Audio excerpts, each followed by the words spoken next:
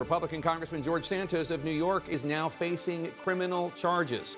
Sources telling CNN's Evan Perez that federal prosecutors have filed charges against the New York freshman and serial liar. He's expected to appear in court as soon as tomorrow. Let's bring in Evan Perez, who's breaking the story for us. Evan, tell us more. What do we know about the charges specifically? Well, Jake, right now, we do not know the exact nature of these charges. We know that these have been filed under seal with the federal court in the Eastern District of New York. That's, of course, the court that has jurisdiction over Representative Santos's district, which is in Queens and Long Island. We know that at this point, he's expected to appear in federal court to answer these charges in ISLIP tomorrow. That's as soon as tomorrow in Eastern District of New York. Now, again, we don't know the charges. We know that the Justice Department, Public Integrity prosecutors, the FBI, of course, prosecutors there in the U.S. Attorney's Office in Brooklyn have been investigating the congressman for a number of allegations, including charges or claims, rather, that he falsified some of his campaign finance filings. And so those are among the things that we expect prosecutors may be able to shed some more light on when we see these charges finally announced tomorrow. Now, this is a congressman, obviously, Jake, that you've talked about many, many times on this program.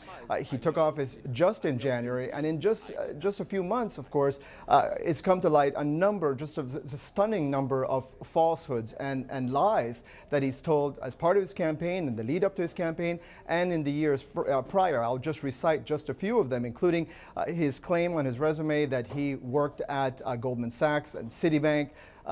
He said that he was a star volleyball player for Baruch College, where he said he got a degree. None of those things were true. He claimed, obviously, that also that he had Jewish heritage, something, again, that has been shown to be false. And, you know, the congressman has repeatedly said that he is not a criminal, that he's not been charged with anything.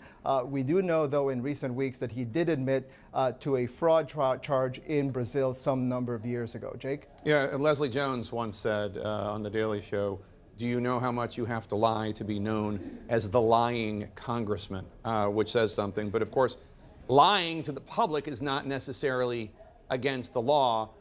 Some of the allegations you're talking about, obviously, are, including campaign finance violations, potentially, allegedly, and fraud, stealing from that veteran who had the sick dog. Has Santos or his legal team, if one exists, responded to your reporting?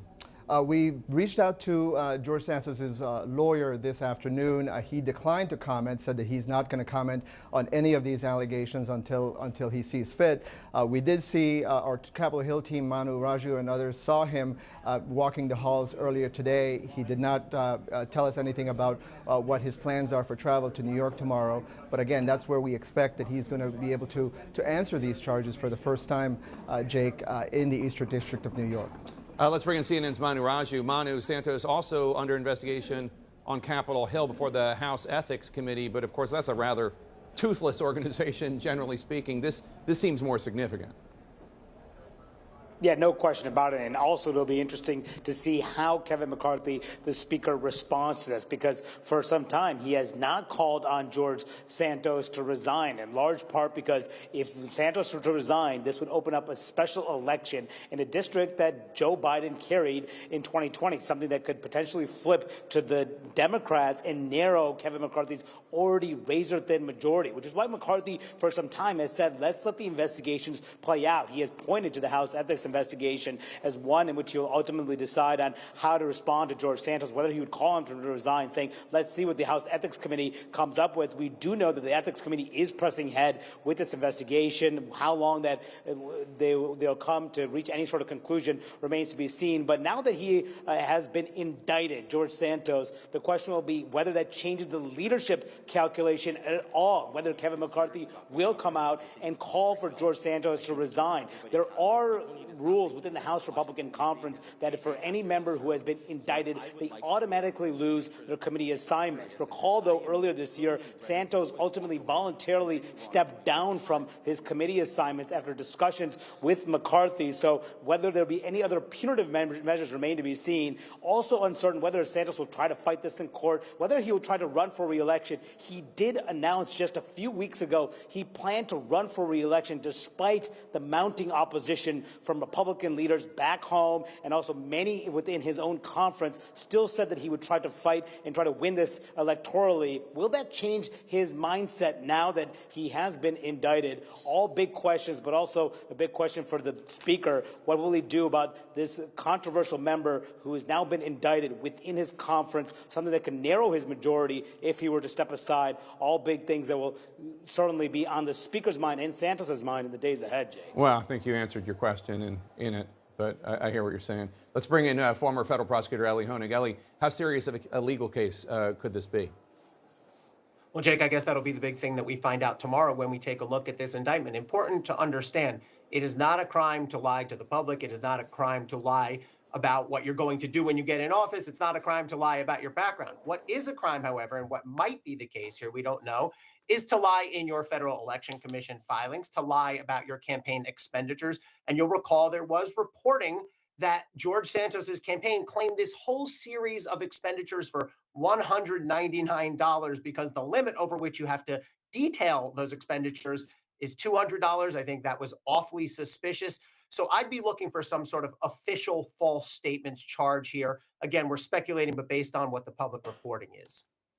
CNN chief legal analyst Laura Coates is also joining us again. Laura, sorry, I thought you were going to get the hour off after all of our Trump conversation, but now we have another legal matter dealing with a different lying New York politician. How is this going to play out in court when Santos appears as soon as tomorrow? Obviously, we don't know the charges, but walk us through the choreography, if you would.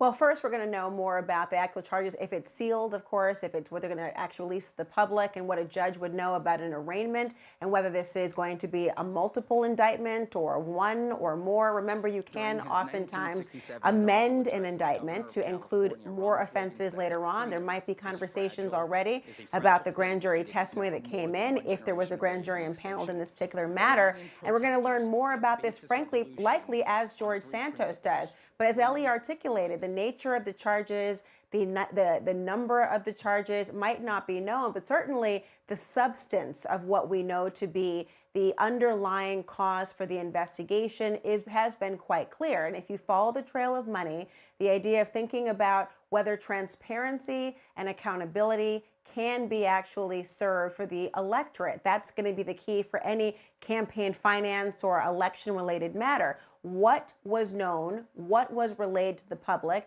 and did the electorate have a meaningful opportunity to elect a candidate of their choosing based on verifiable, truthful information? We take election-related matters very seriously in this country because we want to have that level of transparency and accountability and the access to having someone you want in office. And remember, Speaker McCarthy was very reluctant to say what they would do about this seat, trying to kick the can down the road to suggest that if there was a crime that occurred, then they would take action. Well, if the domino begins to fall and the charges come in criminally, the question I have is how will this actually manifest politically? And for the questions, the reasons that Evan said, the idea of having an open seat in this instance, when you had the potential for a Democrat to come in and claim it, is going to be quite odd in this new Congress. And Elie Honig, I think I know the answer to this, but can Santos serve in Congress as this legal case proceeds?